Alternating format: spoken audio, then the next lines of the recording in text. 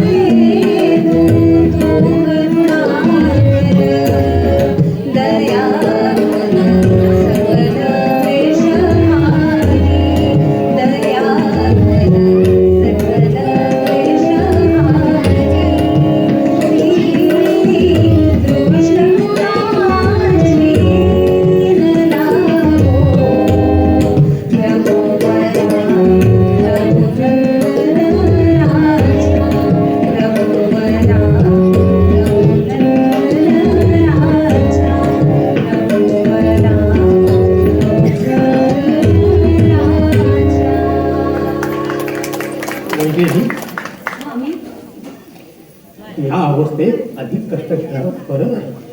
स्वामी, आपण बरोबर असलात म्हणजे कष्ट कष्टच वाटत नाही. दिवस कसे अगदी भराभर चालले. अयोध्येतील सारी प्रजा आपल्याला झालेल्या राज्याभिषेकामुळे आनंदित आहे. नाथ, पण कसला विचार करत आहात आपण? आपले वनवासातील ते दिवस आठवले. पशु पक्षी लता वेली, कधी गाणाऱ्या पक्ष्यांचा मधुर आवाज, कधी जनावरांच्या नरकाळ्याचा आवाज. खरोखर कधी कधी कधी संपली हे कळलंच नाही. खरोखर कधी कधी वनवासातील आठवणी अगदी तशाच्या तशा डोळ्यापुढे उभ्या राहतात. नाथ, माझी एक इच्छा पूर्ण कराल? अवश्य, बोल वैदेही. इच्छा आहे तुझी, गर्भवतीची इच्छा पूर्ण करायलाच हवी. इच्छा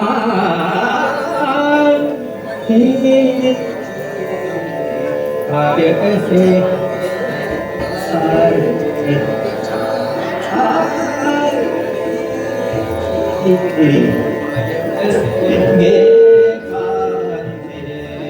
पूर्ण करीन गे, पूर्ण करीन गे, पूर्ण करीन गे, मम वचन हे कांगे. पूर्ण करीन गे, पूर्ण करीन गे, मम वचन हे कांगे. इच्छा मनी पाय कसे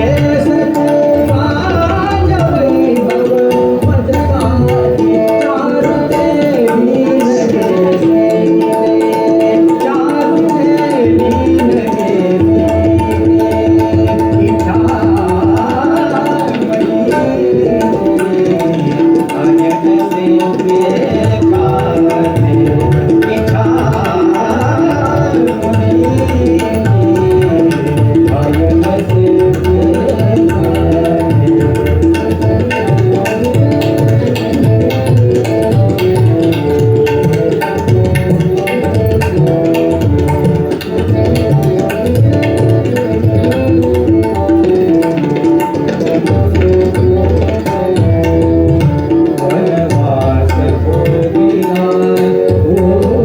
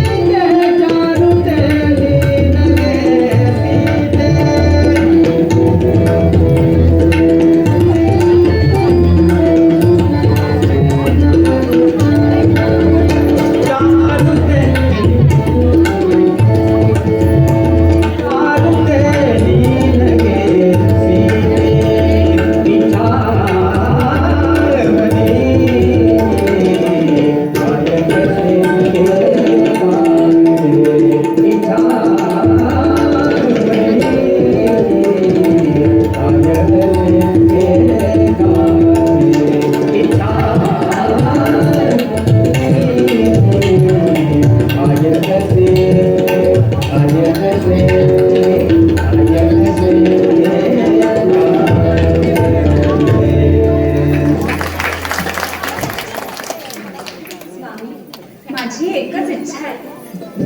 असं वाटतं एक दिवस तरी वनात जावं, ऋषी मुनींच्या पवित्र आश्रमाजवळ एक रात्र तरी राहावं, कंदमुळं भक्षण करावे, वेद पठण ऐकावं, वनात वृक्षाखाली बसावं आणि निसर्गाच्या सानिध्यात राहावं. सीते, खूप छान इच्छा आहे तुझी. अखेर आपलं अपत्य सुखात मग्न राहणार नाही हेच खरं. सुखात मग्न राहायची रघुकुलाची रीतच नाही. कुलरीतीप्रमाणेच आपलं अपत्य वागलं. नाथ, माझी ही इच्छा पूर्ण करा. अवश्य झालं ती. मला मात्र या राज्य कारभारामुळे तुझ्यासोबत येता येणार नाही. स्वामी, माझी तशी इच्छाही नाही. मी एकटीच वनात जाईन, ऋषी पत्नींच्या सहवासात राहील. महाराजांचा विजय असो. या अमात्य, काय वार्ता आहे? महाराज, या भद्राला एक वार्ता आणली आहे आणि ती त्याला फक्त आपणालाच सांगायची इच्छा आहे. बोल भद्रा, काय वार्ता आहे? महाराज, बोल भद्रा. अमात्य इथे असताना तू कोणतीही वार्ता सांगू शकतोस. बोल. महाराज रावणाच्या आपण केलेल्या वधामुळं साऱ्या अयोध्या नगरीत आपल्या विजयाची प्रशंसा सुरू आहे. आपल्या राज्य कारभाराविषयी देखील सगळे लोक संतुष्ट आहेत. माता आणि बंधू यांच्यावरील आपल्या प्रेमाबद्दल सगळीकडे स्तुती आणि स्तोत्र सुरू आहे. पण महाराज, भद्रा, पण काय? काही न बदलता सारं सांग, अगदी निंदा सुद्धा. महाराज, आपल्याबद्दल सगळीकडे स्तुती आणि स्तोत्र सुरू आहेतच, पण शरयू नदीच्या काठावर एका रजकाच्या तोंडातून मी आपल्याबद्दल विलक्षण असे उद्गार ऐकले. विलक्षण उद्गार? कोणते भद्रा? महाराज, तो रजक म्हणत होता,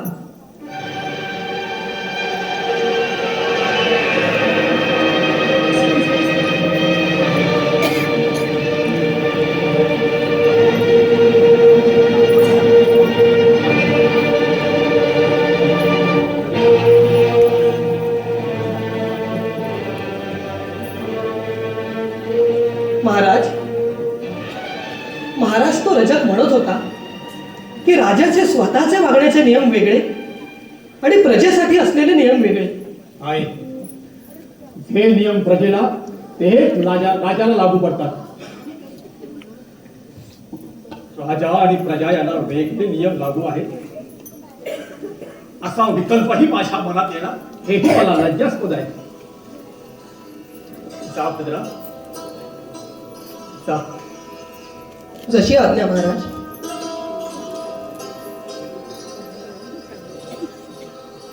हा बातमी आज्ञा.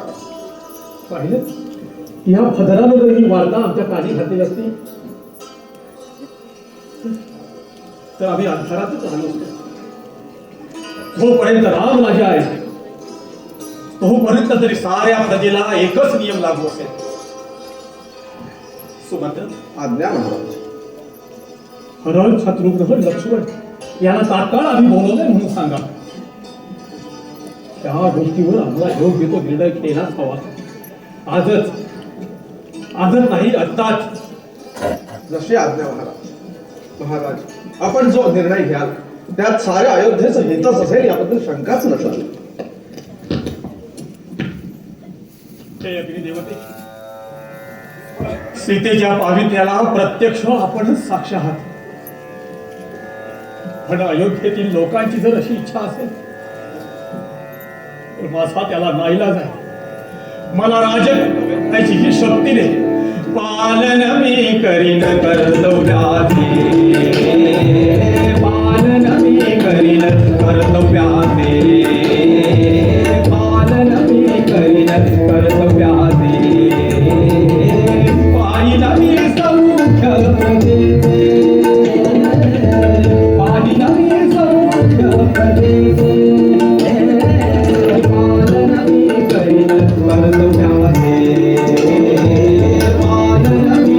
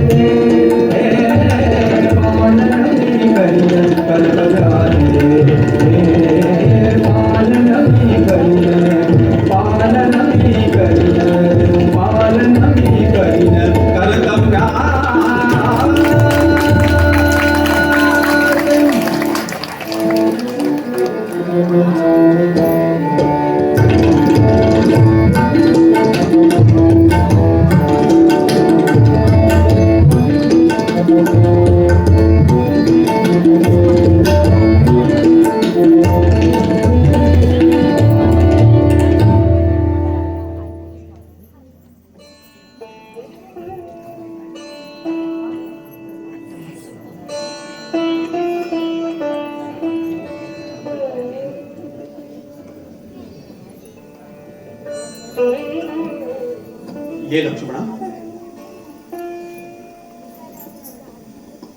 दत्ता, शत्रुघ्न, मी काय सांगतो याच्यावर नीट विचार करा. लोक म्हणतात की रावणाघरी राहिलेल्या सीतेचा रामाने राणी म्हणून स्वीकार केला. प्रत्यक्ष राजा जर असं वर्तन करू लागला तर प्रजाही तसंच वागेल. आजपर्यंत अयोध्येतील प्रजेने माझ्याबद्दल असे उद्गार काढणं हेही मला लज्जास्पद आहे. समजायला लागल्यापासून आजपर्यंत मी निष्कलंक चारित्र्य जतन केलंय आणि यापुढेही ते करीन. पण दादा, वहिनीने अग्नी प्रवेश करून आपलं पावित्र्य सिद्ध केलंय. त्याला लक्ष्मण साक्षी आहे. लक्ष्मणा, अरे राजा जर निष्कलंक नसेल तरच त्याला प्रजेकडून निष्कलंक चारित्र्य जपण्याचा अधिकार असतो. सीतेवर माझं उत्कट प्रेम आहे हे तू जाणतोस. पण लक्ष्मणा, राजाला नाती नसतात, स्वतःची सुख दुःखही नसतात. प्रजेचं कल्याण हा एकच विचार त्याच्या मनात असतो. माझ्याबद्दल लोक असे उद्गार काढत असतील तर मी राजा कसला. म्हणूनच लक्ष्मणा, एक निर्णय घेतलाय. कोणता निर्णय? विचारांती एकच निर्णय झालाय.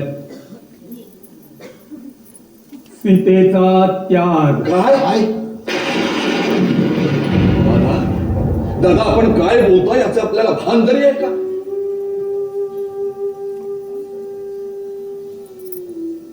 होय, मी काय बोलतो ह्याची मला पूर्ण जाणीव आहे. सीतेचा त्याग म्हणजे माझ्या काळजाला जणू तुकडाच तोडून नेल्यासारखं आहे. वनवासात असताना ती आश्रमात नाहीये कळल्यावर काही काळ का होईना सारं जग मला शून्यवत वाचू लागलं होतं. आज छातीवर दगड ठेवून मला सीता त्यागाचा हा निर्णय घ्यावा लागत आहे. दादा, कसला निर्णय घेताय? अयोध्येत सारीच माणसं सारखी नसती, काही निंदकही असती. पण कुणाची बाजू उचलून धरायावा हे आपल्यावर अवलंबून आहे. कोणी का विघ्न संतोषी माणसानं आपल्या विरुद्ध निंदा केली म्हणून याचं प्रायश्चित्त आपल्या निष्पाप पवित्राच्या पत्नीला देणार? दादा, तुम्ही जाणता की वहिनी माझ्यासाठी माते समान आणि कोणताही पुत्र आपल्या मातेच्या चरित्र्यावर शिरतोडे उडवलेले सहन करणार नाही. लक्ष्मणा, अरे शांत हो, क्रोध आवर. राजाचं कर्तव्य राजाला पाळायलाच हवं. राजाला कर्तव्य असतात आणि प्रजेला कर्तव्य नसतात. दादा, याचपर्यंत मनाला आवर घातला होता.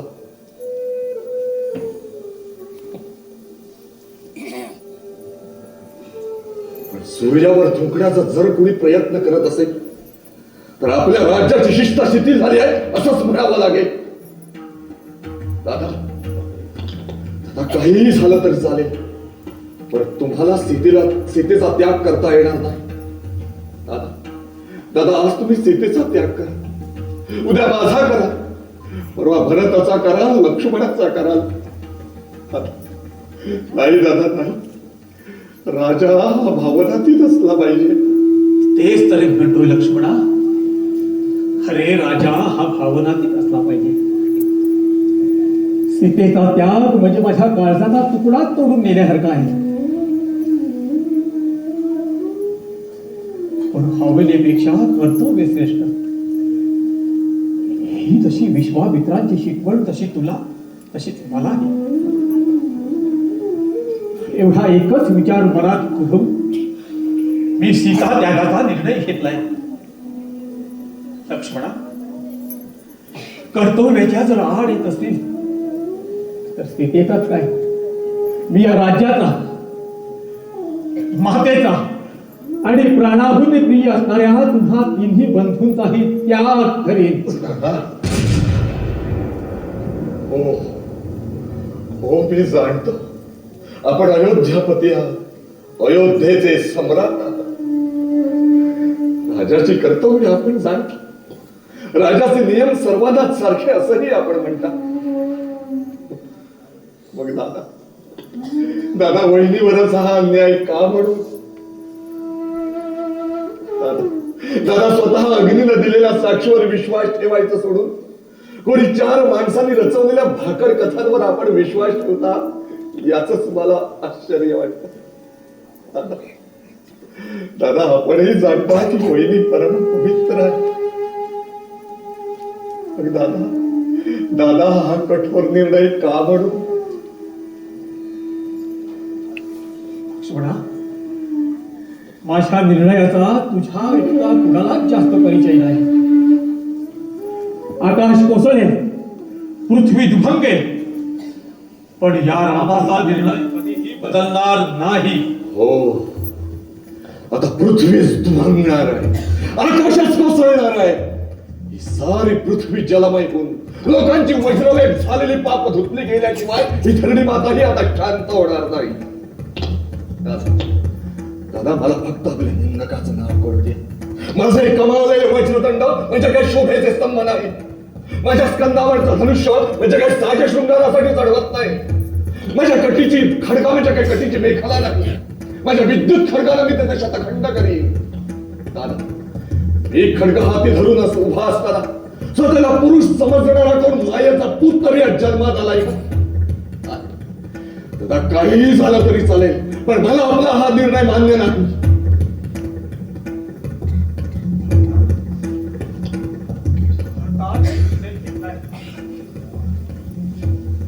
तू युवराज तसा योगराज आहेस. मी घेतलेला निर्णय प्रत्यक्षात उतरवणं हे तुझंही कर्तव्य आहे. तू माझ्या पादुकांचं मी समजून 14 वर्ष पूजन केलंस. मी जाणतो तू असा शब्द बोलणार नाहीस. तू सीतेला वनात सोडू नये ही माझी तुला आज्ञा आहे. दादा, आजपर्यंत मी आपल्या कोणत्याही आज्ञेची अमर्यादा केलेली नाही. आपण मला राज्याचा स्वीकार करायला लावला, ती आज्ञा मी निमूटपणाने पाहिली जातो. श्रीरामांचा दूत म्हणूनच राज्यकारभार चालवला. आपली अशी कोणतीही आज्ञा नाही जिची अमर्यादा करण्याचं माझ्या स्वप्नातही नाही दादा. पण बहिणींचा त्याग करणं, तिला मनात सोडून येणं मला शक्य नाही दादा. आपण पुन्हा एकदा विचार करा.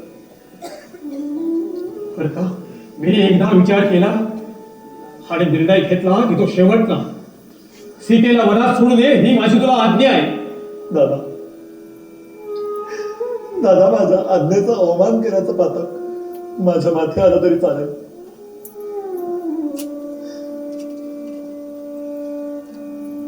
आपण सांगाल तो दंड भोगायला मी तयार आहे. मी प्राणत्याग करेन, पण बहिणीला वनात सोडून येणं मला शक्य नाही दादा.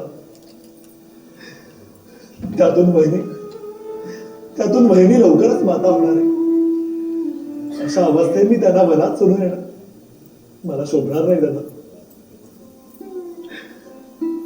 आपल्या आज्ञेची अमर्यादा केल्यामुळे आपण मला शिक्षा देखील करा, पण बहिणीला वनात सोडायला लावू नका दादा.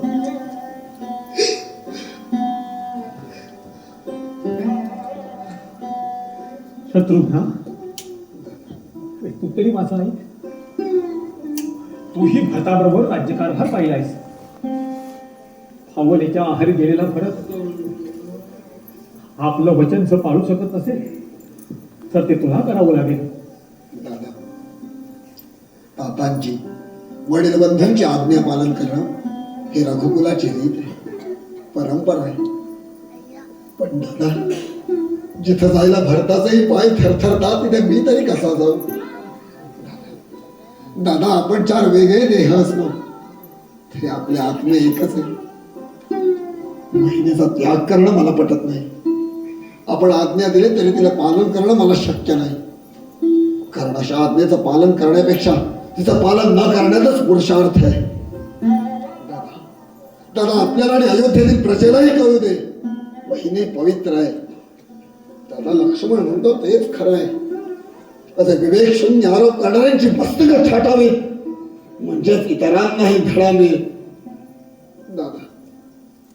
दादा, आपल्या आज्ञेचा अवमान केल्याबद्दल आपण माझंही मस्तक छाटा, पण मला वहिनीचा त्याग करायला सांगू नका.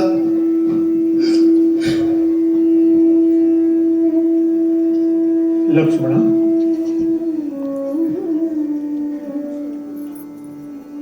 माझी आज्ञा पालन करायला भरत आणि शत्रुघ्न असमर्थ ठरले, पण माझी आज्ञा तुलाही संमत नाही.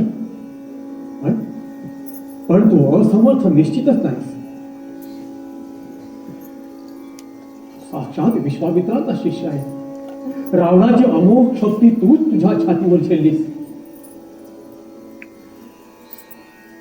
हातांचं पितृत्वही नाकारलंस.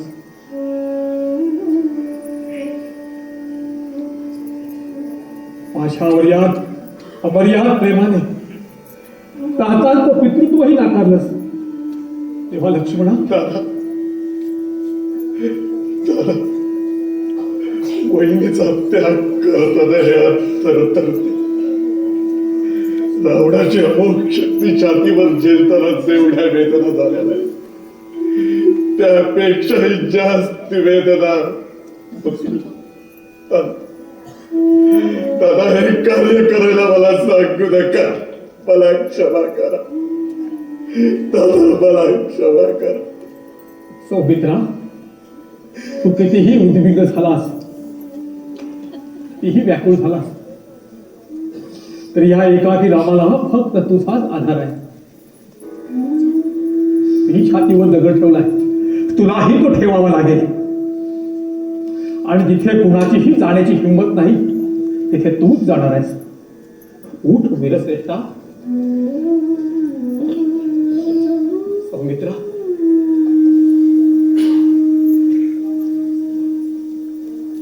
या रामाची लाच तूच राख.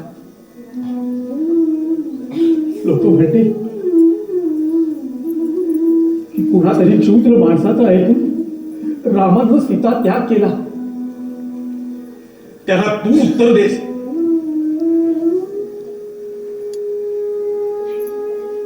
दादा, संकटाला लक्ष्मण नेहमीच सामोरा गेलाय.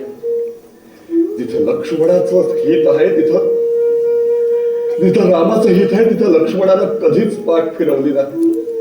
दादा, श्रीरामचंद्र कर्तव्यनिष्ठ नृपती आहेत हे मी जगाला दाखवून देईन.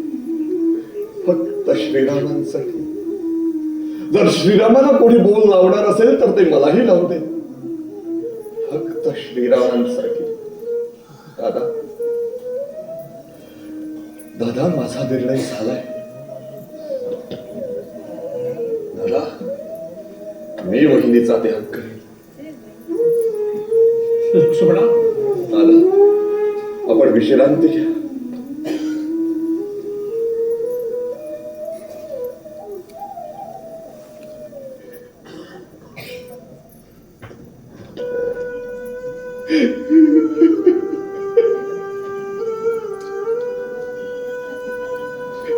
लक्ष्मण, जगातील सारे दुष्कृत्य करण्यासाठीच विधात्याने तुझी निर्मिती केली असेल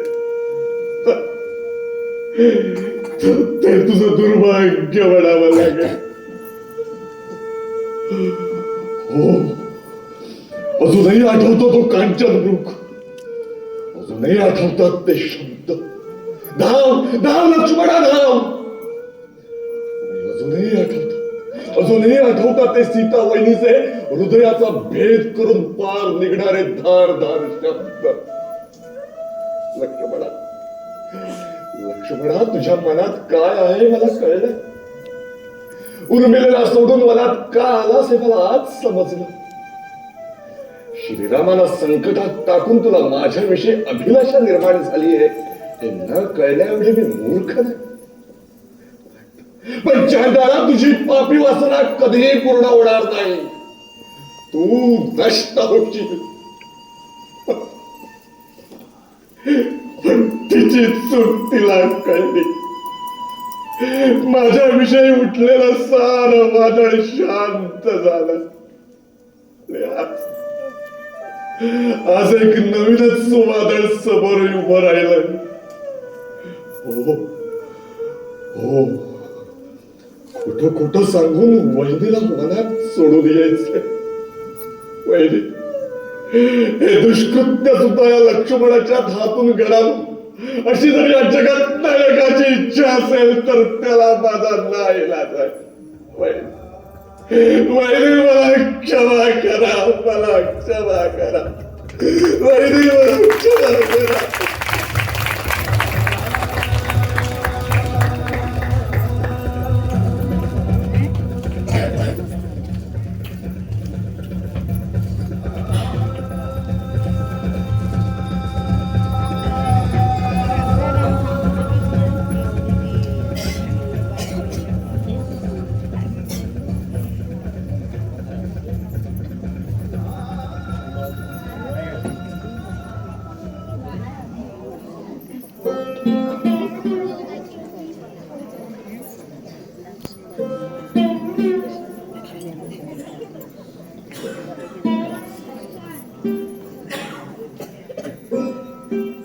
सुमंत्र, वायुशी स्पर्धा करणारे उत्कृष्ट अश्वरथाला जोडा. आणि हो, सीता वहिनींसाठी एक आसन सिद्ध करा. दादांच्या आज्ञेनं महर्षी ऋषींच्या आश्रमात वहिनीला सोडून घ्यायचा. पण जा, रथ सिद्ध करा जशी आज्ञा. कोण? भाऊजी, आपण? आज आपली पावलं आमच्याकडे कशी काय वळली? आज आमचं भाग्यच म्हणावं लागेल. वहिनी, ऋषींच्या आश्रमात जाण्याची इच्छा आपण दादांशी बोलून दाखवली. ती दादाने मान्य केली. हो, तुम्हाला ऋषींच्या आश्रमात घेऊन जाण्याची दादांची मला आज्ञा आहे. अगं बाई, मला ना माझ्या बरोबर भूषण आणि मौल्यवान वस्त्र घ्यायचे. अवश्य. ती सारी मला ऋषी पत्नींना द्यायची. भाऊजी, तुम्ही थांबा, मी आलेच. वहिनी, कोणत्या शब्दात सांगू की तुम्हाला होणारा हा आनंद क्षणिक आहे म्हणून. या पुढे जे घडणार आहे ते दिव्य सुद्धा या लक्ष्मणाच्याच हातून घडावं अशी जर या नियतीची इच्छा असेल तर त्याला माझा नाईलाज आहे. तर हे अघोरी कृत्य करायला लक्ष्मण कधीच तयार झाला नसतो. तेवढा तो निष्क्रिय नाही, ते पाषाण हृदय तर नाहीच नाही. बंधुप्रेम आणि राजाज्ञा यांच्या साखळ दंडाला या लक्ष्मणाचे हात बांधले गेलेत. महाराज, रथ सिद्ध आहे. अमात्य, ही वस्त्र रथात नेऊन ठेवा. भाऊजी, स्वामींनी माझी इच्छा मान्य केली याचा मला फार आनंद होतो. पण पण का कुणास ठाऊक माझा उजवा डोळा लवतोय, देहाला कंप सुटला, छातीत धडधडते. कसली तरी उत्सुकता लागली, कसली तरी खूप खूप भीती वाटते. भाऊजी, आपले ज्येष्ठ बंधू कुशल तर आहेत ना? वहिनी, साऱ्यांचं कुशल आहे. रथ सिद्ध आहे, आपण चला.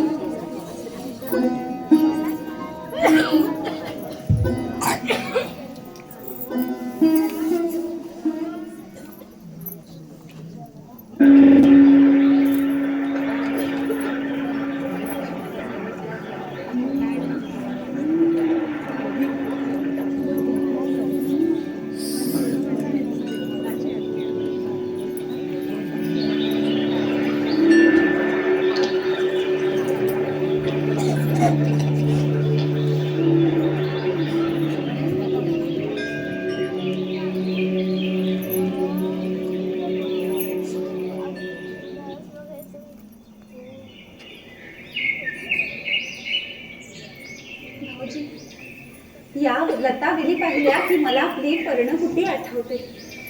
भाऊजी, हा पाहिलात अशोक वृक्ष आणि आणि तो पहा मुचकुंद वृक्ष. केवढा मोठा आहे ना तो. त्याला पांढरी फुलं सुद्धा आले. त्याची फुलं फार सुगंधी असतात म्हणे. भाऊजी, आणि तो पहा कडुनिंब. अगदी असाच होता ना आपल्या दारी. भाऊजी, आणि तो पहा पक्षी. त्याचे पंख पाहिले. चकचकत्या काळ्या कडा आहेत त्याच्या पंखांना. भाऊजी, फार छान दिसतो ना तो. भाऊजी, नाव काय ते?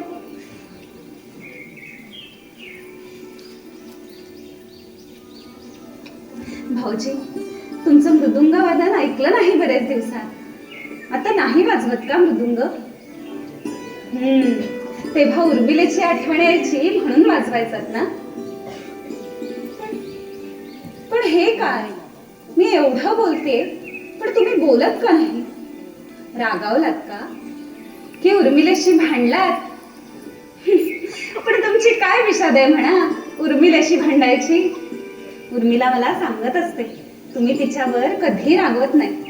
मी तिला सांगितलं तुम्ही शूर्पणखेचं नाक आणि कान कसे कापलेत ते. खूप खूप हसलो आम्ही. मला अजूनही हसू येतं ते आठवलं की. भाऊजी, पण हे काय, तुम्ही बोलत का नाही? खरं खरं सांगा, तुमचा माझ्यावरचा राग अजून गेला नाही का? मी लक्षावधी वानरांसमोर तुमची क्षमा नाही का मागितली? भाऊजी, असे गप्प राहू नका. तुमच्या युद्धाच्या आठवणी सांगा. तुम्ही सुग्रीवाला कसं रागवला ते सांगा. पण बोला भाऊजी, काहीतरी बोला. वहिनी, भाऊजी, आपल्या डोळ्यात अश्रू. वहिनी, आयुष्यातील सगळ्यात अप्रिय गोष्ट आज या लक्ष्मणाच्या हातून घडणार. सारं जग माझ्याकडे बोट रोखणार आहे. पण वहिनी, तुम्ही माझ्या रागवत का? मला क्षमा करा. भाऊजी, हे काय पाहते मी? आपल्या डोळ्यात अश्रू. रडणारा लक्ष्मण आजपर्यंत कुणीही पाहिला नाही. मी जाणते तुम्ही नेहमी प्रभू श्री रामचंद्रांजवळ असता. ते 2 दिवस भेटले नाहीत म्हणून तुम्हाला एवढं दुःख झालं. मग मी वर्षभर त्यांच्या वाचून कशी राहिले असेल? कारण मला हे ते प्राणापेक्षा प्रिय. इंद्रजिताचं मस्तक धडा वेगळं करणारे माझे भाऊजी इतके हळवे. भाऊजी, आता आपण मुनींच्या आश्रमात जाऊ. मी ही वस्त्र त्यांना देते. मग आपण लगेच अयोध्येत परत जाऊ. थांबा थांबा बाई. तुम्हाला आता परतीची वाट नाही. भाऊजी, वहिनी, तुमची परतीची वाट आज संपली.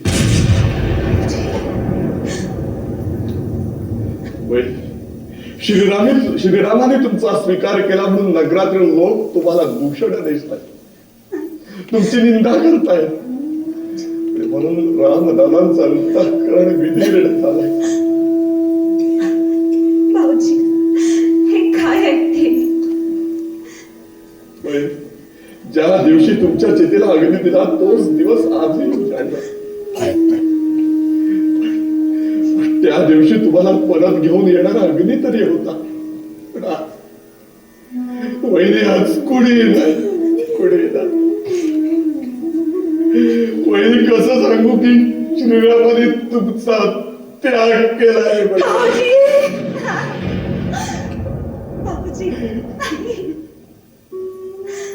दुःखाचं चिरंतन बसते सा. म्हणूनच का परमेश्वराने या देहाची निवड केली? अग्नी दिव्य करून मी माझं विशुद्ध चारित्र्य नाही का सिद्ध केलं? तरीही माझ्या पतीने माझा त्याग केला. असं माझ्या हातून काय पातक घडलंय? कोणते शाप मला भोगताय? वहिनी, तुम्ही अगदी दिव्य करावं दादांचे विचार ऐकूनच मी फार संतप्त झालो होतो. लाख लाख वानरासमोर त्यांची अवज्ञा करावी असं वाटत होत. पण वहिनी तरी तुमच्या चितेला अगदी द्यावाच लागला. वहिनी आपण निर्दोष आहात याला अग्निदेव साक्षी आहे, मी स्वतः साक्षी आहे. पण आज अग्नीच्या नाही तर या सृष्ट सतीच्या हवाले तुम्हाला करून जावं लागतंय. भाऊजी, सगळंच आयुष्य दुःखात गेलं, पण दुःखाचे चटके सोसताना निदान माझ्या स्वामींची तरी मला सोबत होती. पण आज त्यांनी सोडलं तर मी कुठे जाऊ भाऊजी? साक्षात देवानेच भक्ताला नास्तिक ठरवलं. माझे पती श्री रामचंद्र म्हणजे साक्षात करुणा, पण ही करुणा आज कठोर कशी झाली भाऊजी? धरणीला सुद्धा काकडं भरावं अशी अवस्था कशी झाली भाऊजी? वहिनी, स्वतःच्या पित्याच्या निधनानं या लक्ष्मणाच्या डोळ्यातून एक अश्रूचा थेंबही गळाला नाही. वहिनी, तुमचं हे दुःख पाहून या लक्ष्मणाच्या शरीरातील सारी शक्ती नष्ट पाहून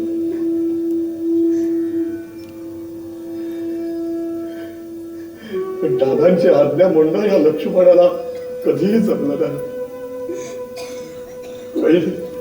वहिनी, मी हतबल आहे, हतबल. भाऊजी, रघुवंशाचा अंकुर उदरी आहे. मनात एकच इच्छा आहे, माझा राजा रघुवीर सुखात राहो. जानकी माणसात न उठली, पण युगानुयुगे माणसं या पतिव्रतेचा परमेश्वर पुजो. जा भाऊजी, जा. आपल्याला आशीर्वाद देताना माझे सगळे शब्द पराभूत झाले. निष्ठा, कर्तव्य, प्रेम आणि पराक्रम म्हणजे साक्षात तुम्ही आहात भाऊजी. या साऱ्यांना माझा प्रणाम. जा भाऊजी.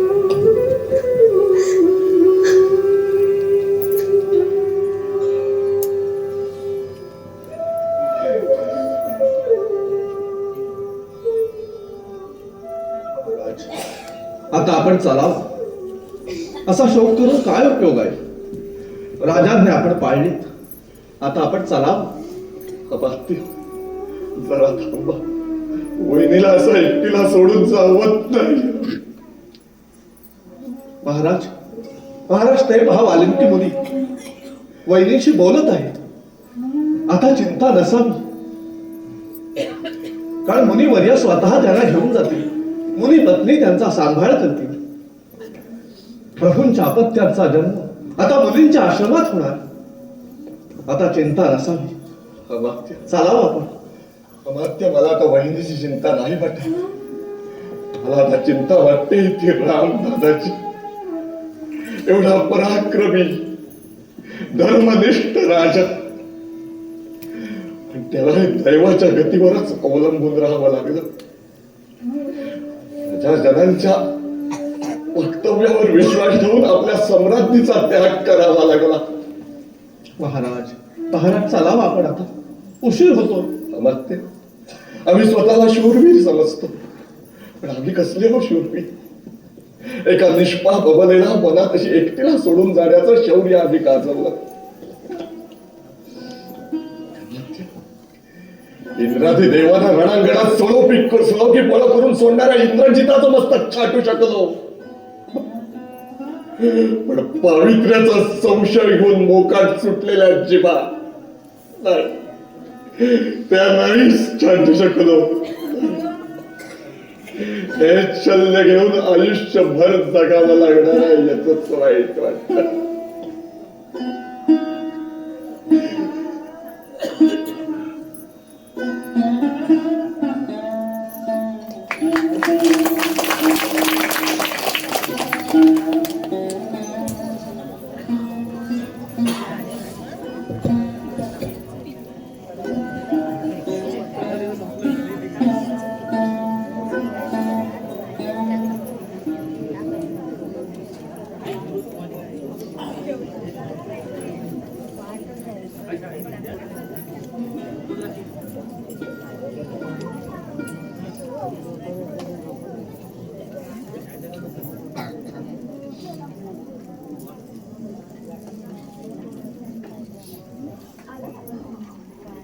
कसा झाला आपला वनविहार? हे काय, आपण काहीच का बोलत नाही? फार थकला तर नाही ना? उर्मिला, कोणत्या शब्दात सांगू की या लक्ष्मणाच्या हातून एक अपराध घडलाय? अपराध? तोही आपल्याकडून? हे कसं शक्य आहे? होय उर्मिला, दादांच्या आज्ञेने मी वहिनीला एकटीला मनात सोडून आलो. काय? स्वामी, काय ऐकून मी? जानकीला एकटेलाच मनात सोडून आलं? हे प्रभू रामचंद्रांच्या आज्ञेवरून? पण का?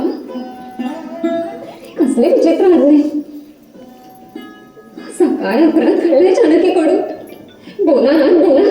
उर्मिला, 1 वर्ष रावणाच्या घरी राहिलेल्या पत्नीचा रामाने स्वीकार केला म्हणून प्रजाजनाने रामदादांची निंदा चालू केली आणि या लोकापवादाला घाबरून त्यांनी वहिनीचा त्याग केला. लोकापवादाला घाबरून त्याग करायचाच होता. आणि ते गर्भवती असताना तर मग जानकीला सोडूनच काढले. आपल्याकडून देखील या गोष्टीला विरोध नाही झाला. काही कसा झाला,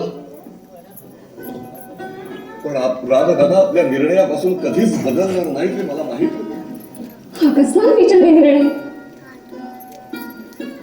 आणि जानकीला वनात सोडण्याची जबाबदारी प्रभूंनी आपल्यालाच का दिली?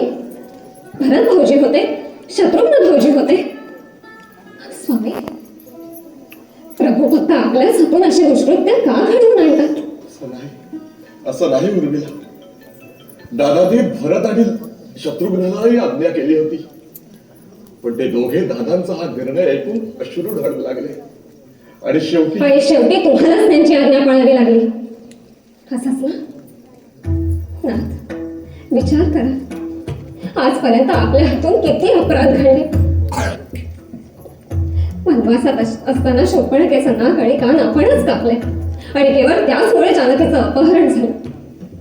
जानकीला अग्निपरीक्षा देण्याची वेळ आली त्यावेळी चिताग्नी देण्यासाठी सुद्धा आपलीच निवड करण्यात आली. आणि आता जानकी गर्भवती असताना तिला मनात सोडून येण्याची जबाबदारी सुद्धा आपल्याच माथी आली.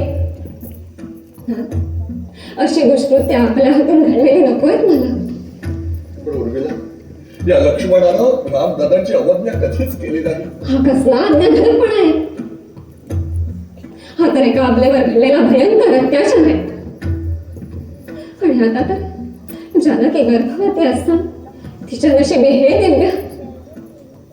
सांगा स्वामी, आपणच सांगा, हा कसला न्याय?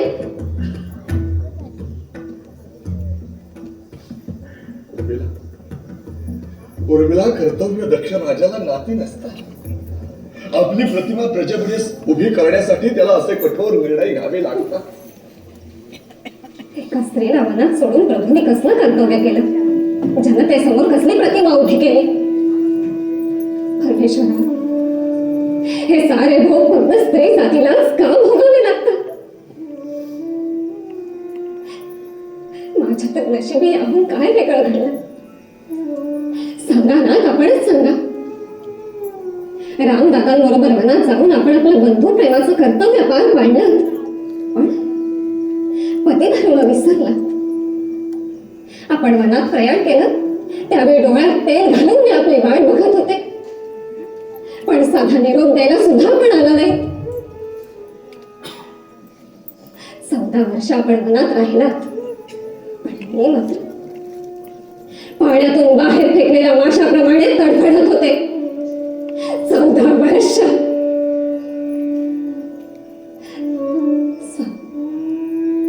आता या क्षणाला मी न मागताही तुम्ही मला सारं काही देऊ शकाल, पण माझा 14 वर्षापूर्वीचा यौवन परत करू शकाल? नाही ना? माझा काय अपराध होता म्हणून मला हे शिक्षा दिलीत आपण? हे सारं दुःख आपलं अयोध्येत आगमन झाल्यावर मी विसरले देखील, पण आज ही भयंकर वार्ता ऐकून आपण माझ्या मनावर आघात केला. सारेच म्हणतात श्रीरामचंद्रांच्या राज्यात अभय, न्याय आहे. पण एका निष्पाप निर्दोष स्त्रीवर असले अत्याचार करण्यात कसला न्याय? साऱ्या स्त्री जातीवरच हा सरासर अन्याय आहे. या राज्यात स्त्रीच्या भावनांची कदर केली जात नाही ते राज्य कसलं? आणि स्वतःला कर्तव्यदक्ष समजणारा तो राजा तरी बस मिला बस. मर्यादांचं हे उल्लंघन तुझ्याकडून अपेक्षित नाही. तू जास्त बोललीस. आता यापुढे दादांबद्दल एक अवाक्षरही काढायचं नाही. मिला, त्यांची आज्ञा म्हणजे माझ्यासाठी ईश्वराज्ञाच आहे. मी आजपर्यंत जगलो तो फक्त श्रीरामांसाठी. माझ्या प्रत्येक श्वासात श्रीराम आहे. माझ्या रोमारोमात श्रीराम आहे. यापुढे जगेन तोही श्रीरामांसाठी आणि मरेन तोही श्रीरामांसाठी.